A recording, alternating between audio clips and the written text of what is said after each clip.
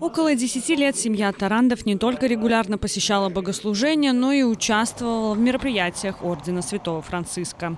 Старшие из 5 детей ходили в воскресную школу и приняли первое причастие. Когда пришло время младшему идти в воскресную школу, он категорически отказался. Pieņēmām, tā kā viņa to izvēle, bet īsti es to tā nesapratu, kas ir. Un tad arī tā mūsu tā visa tā baznīcā iešana sāk ar to šķelties, tā kā no iekšpuses. Kad mazais visu laiku, viņš arī atteicās, mēs jau gājām svētdienās svētā. Истинную причину семья узнала лишь спустя примерно 8 лет. В сокращенном приговоре суда первой инстанции описано, что летом 2014 года настоятель римско-католического прихода Кришьянис Дамбергс завел 7-летнего мальчика в отдельное помещение той самой церкви и совершил с ним, цитата, действия сексуального характера, удовлетворяя свои половые потребности. Tas mācītājs arī pie mums mājām nāca. Principā viņš bija mums ģimenes draugs bija.